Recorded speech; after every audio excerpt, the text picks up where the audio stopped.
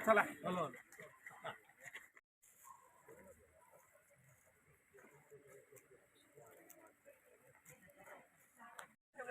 म्हणजे तू खाली येत जाऊ नको, पण आम्ही इथे जरा गोळा करतो, तू तिथनं केलं की सगळे निघून जातील. आम्ही खाली असेल तेव्हा तू खाली येत जा.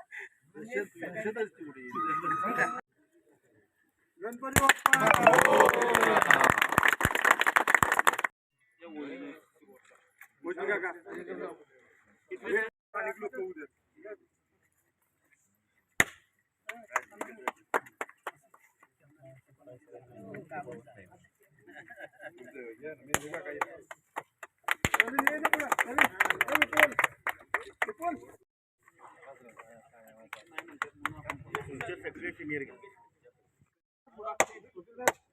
डॉक्टर या की डॉक्टर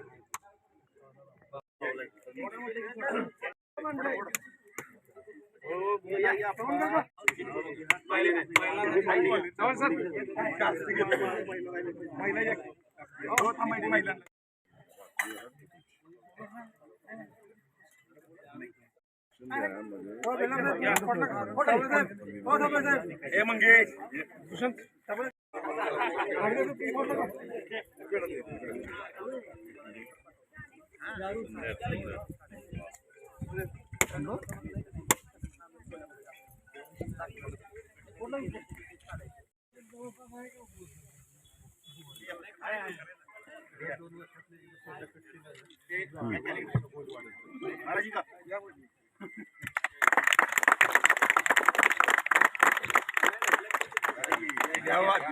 दोघांनी मिळून हात लावायला पाहिजे होता.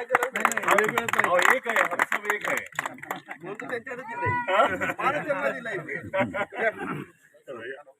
सोसायटीमध्ये जुनी LIC कॉलनी. मी आज गेले 10 वर्ष झाले इथे येऊन राहतोय. तेव्हापासून इथली परिस्थिती बघत होतो.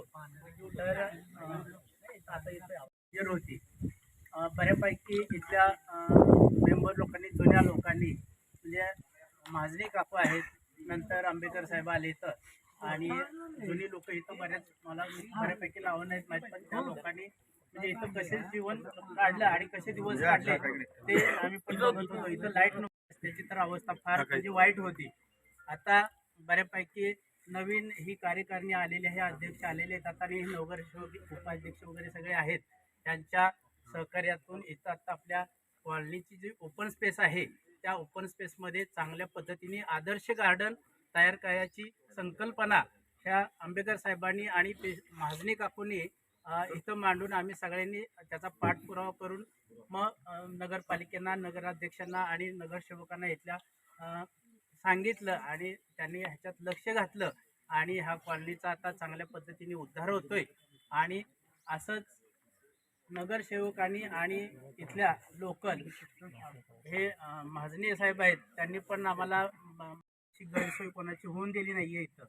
तशाच पद्धतीने सहकार्य करावं सगळ्यांनी, आणि कॉलनीचा चांगल्या पद्धतीने उद्धार व्हावा, आणि इथून पुढं जी काय सिनियर सिटीजन असतील त्यांच्यासाठी जे हिताची सोय होते आणि लहान मुलांसाठी ती चांगल्या पद्धतीने करावी अशी मी आमच्या ह्या कॉलनीतर्फे सगळ्यांना विनंती करतो. आणि आता नगरसेवकांचा आणि नगराध्यक्षांचा आणि उपनगराध्यक्षांचा सत्कार कॉलनीच्या वतीने आम्ही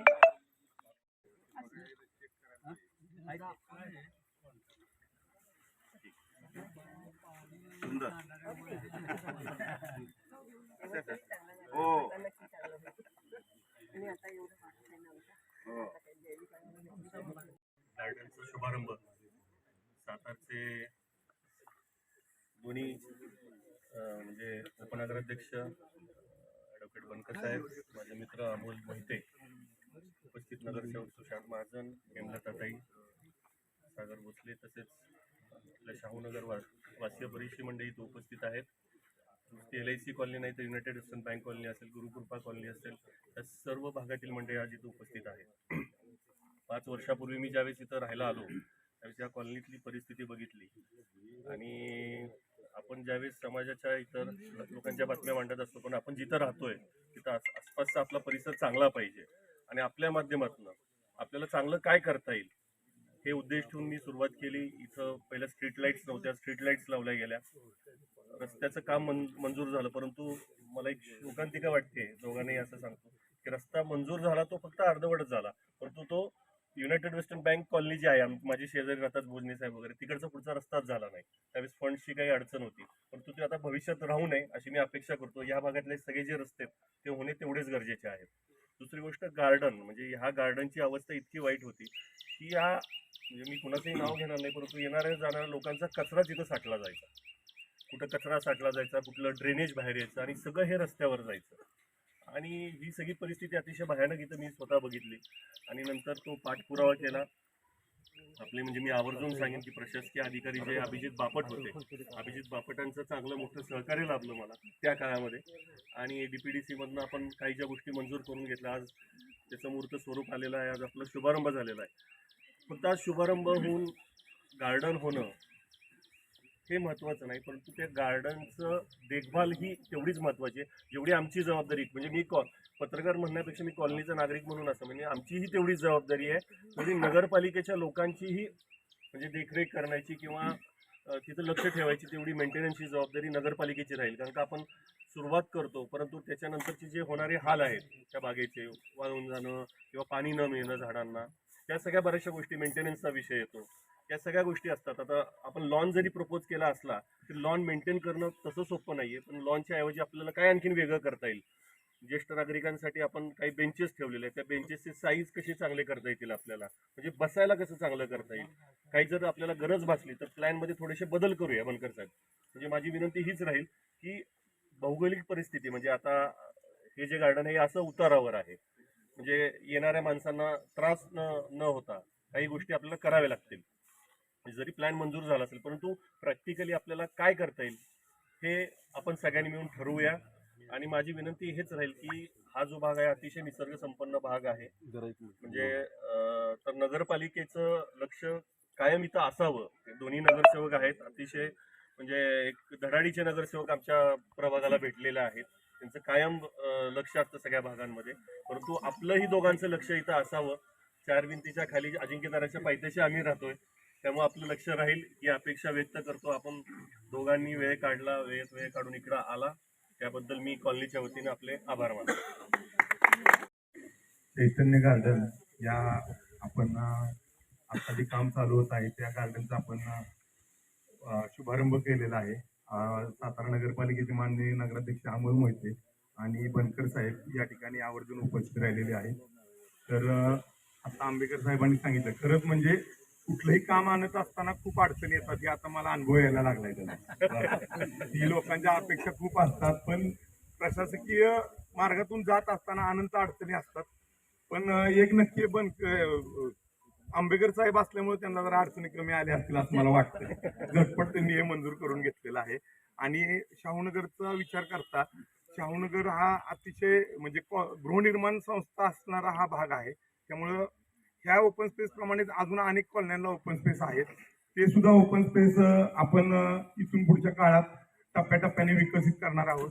नगराध्यक्ष आहेत, उपनगराध्यक्ष आहेत, त्यांना हीच विनंती राहील की ह्या भागाचा विचार करता, नागरिकांचा विचार करता अनेक चांगले ओपन स्पेस आहेत तिथे, तर ते आपल्या सगळ्यांच्या सहकार्यातून जर अशाच पद्धतीने विकसित झाले तर आज जी ग्राउंड मुक्त होत चाललंय शहर, ही शोकांतिका आहे खरं तर. लहान मुलांना असू द्यात, वयोवृद्ध माणसांना असू द्यात, की खेळायला ग्राउंडच राहिलेलं नाही. सगळीकडे जिथं जिथं बघत तिथं स्कीम होत आहेत, बंगले होत आहेत. तर अशा ओपन स्पेसचा एक विरंगुळा म्हणून, एक शरीरासाठी उपयोग म्हणून वॉकिंग ट्रॅक वगैरे सगळे ओपन जिम वगैरे या माध्यमातून इतर ठिकाणी घेतल्या जावेत, ही पण माझी विनंती आहे. आज या कार्यक्रमाला या भागातील, या कॉलनीतील सर्व नागरिक उपस्थित राहिलेले आहेत. तसेच शाहूनगरमधील सर्व जागृत नागरिक इथं उपस्थित राहिलेले आहेत. सर्वांचे मी या निमित्ताने स्वागत पण करतो आणि या दोघांच्या पण समक्ष तुम्हाला एक आश्वासन देतो की आम्ही चांगल्यात चांगला कारभार करू आणि जे जे तुम्ही सुचवाल ते करण्याचा आम्ही प्रयत्न करू. सगळीच 100% कामं होतात असं नाही, पण जे जे चांगलं करता येईल त्यासाठी आमचा पाठपुरावा 100% राहील. हक्काने आम्ही त्यांच्याकडून आजवाडीला बॅकलॉग नाही. आतापर्यंत त्रिशंकू भाग असल्यामुळे मी अनेकदा सांगतो की आम्हाला इथं फंडिंगचीच कमतरता होती. आपल्या माध्यमातून थोडासा आम्हाला ढळता हात मिळावा आणि जास्तीत जास्त निधी या प्रभाग क्रमांक 19ला तुम्ही द्यावा हीच अपेक्षा मी करतो. आणि या गार्डनचं आपण दोघंही उपस्थित राहिला त्याबद्दल तुमचेही आभार मानतो. उपनगराध्यक्ष, आमच्या विभागाचे नगरसेवक आणि इथं जमलेल्या सर्व निसर्गप्रेमी मित्रांनो आणि ज्येष्ठ नागरिकांनो, खरोखर आज एक चांगली सुरुवात होती आहे.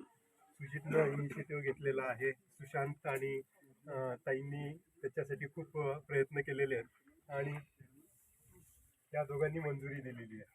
त्यामुळे आता मला नाही वाटत वेळ लागेल. चला, चांगली गोष्ट आहे. सातारा निसर्ग संपन्न होतोय.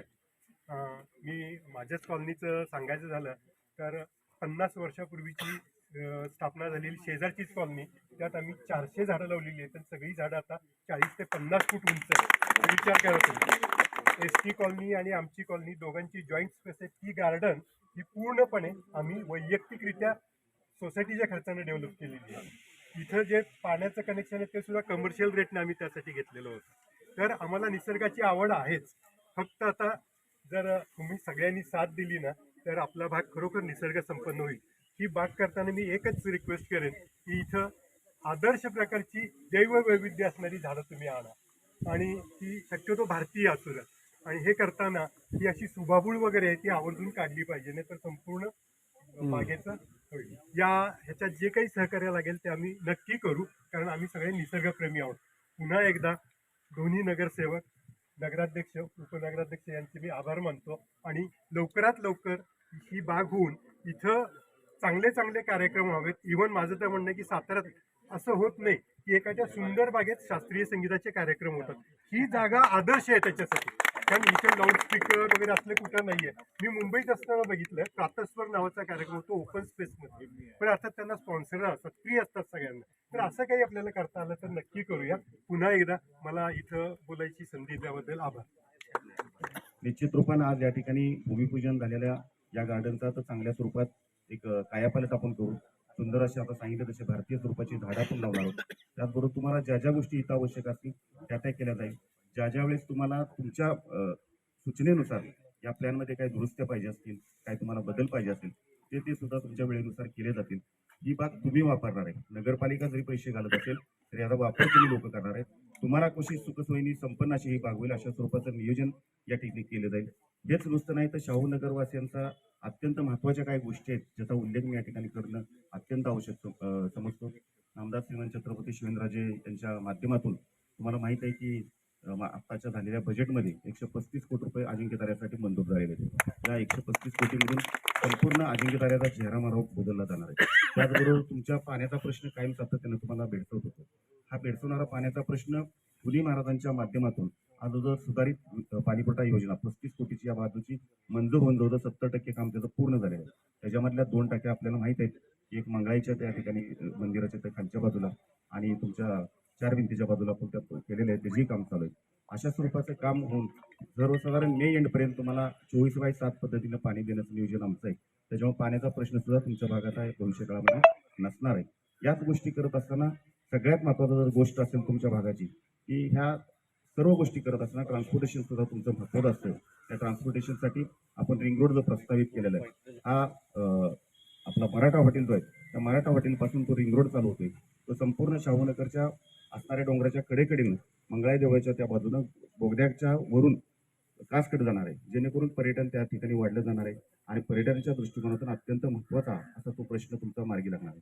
अशा बऱ्याच गोष्टी या भागातल्या सुटल्या जाणार आहेत. आता बऱ्याच लोकांनी सांगितले की ओपन स्पेसचा विषय जवळजवळ 500 पेक्षा जास्त ओपन स्पेस हद्दवाडीच्या भागामध्ये समाविष्ट झालेले आहेत. या हद्दवाड भागेमधल्या समाविष्ट झालेल्या सर्व ओपन स्पेस डेव्हलप करण्याच्या दृष्टिकोनातून त्याचंही कामकाज आमचं चाललेलं आहे. कुठलीही गोष्ट भविष्यकाळात तुम्हाला चिंता दर्शवणारी किंवा घराच्या बाहेर पडल्यानंतर लाईट नाही, गटर्स नाही, पाण्याची वणवण अशी पुढच्या 1 वर्षानंतर तुमच्या पुढे ती समस्या राहणार नाही अशा स्वरूपाचं काम नगराध्यक्षांच्या मार्गदर्शनाखाली सर्वजण आम्ही करत आहोत. त्याच्यामुळं शाहूनगर भाग जरी पूर्वी त्रिशंकू होता तर आता तो कुठलाही शंकू शंका काही राहणार नाही, त्याच्या सगळ्या दूर होतील आणि चांगल्या स्वरूपाचा शाहूनगरचा भाग होईल अशी मी या ठिकाणी ग्वाही देतो आणि थांबतो. जय हिंद, जय महाराष्ट्र. आपले उपनगराध्यक्ष बनकर साहेब तसेच इथले नगरसेवक सुशांत महाजन हेमलता उपस्थित आणि या कामासाठी आग्रही असलेले आपले सुजित आंबेकर, बाकी इतर त्यांना तुम्ही टीका करताना बघितलेलं असेल, म्हणजे मी पण तसंच बघितलंय, पण काम करताना हे आज म्हणजे कामाचा पाठपुरावा आणि काम करून घेण्यात सुद्धा त्यांचा एक वेगळा हातखंडा आहे, तो त्यांनी आज दाखवून दिलेला आहे. आणि तसेच आपल्या माजनी काकू असू देत, दोन्ही महाराजांच्या माध्यमातून आम्ही काम करत असताना आपल्याला जे जे काय काय इथं म्हणजे पाणी पुरवठ्याचा एक जो आता सध्या भेडसोड असणारा विषय आहे, तो एकदम की आपल्याला आठवड्यातनं 2-2, 3-3 दिवस पाणी येत नाही, लाईटचा प्रॉब्लेम होतोय, अशा अनेक गोष्टी आहेत. लाईट सगळं पाण्यासाठी आपण काही काही ठिकाणी जे नवीन रस्ते होते ते सुद्धा खोदाई करायला लागलेली आहे. पण हे करणं सुद्धा आवश्यक आहे, त्याशिवाय पाणी पुरवठ्याच्या लाईनी होणार नाहीत. कारण की प्रशासनाच्या काळात थोडंसं कोऑर्डिनेशन MGBचं नगरपालिकेचं नव्हतं. पण आता आम्ही सर्व सदस्य आल्यानंतर थोडंसं कोऑर्डिनेशन करून हे सगळ्या गोष्टी थोड्या थोड्या टप्प्याटप्प्यानं मार्गी लावू एवढंच सांगतो आणि थांबतो.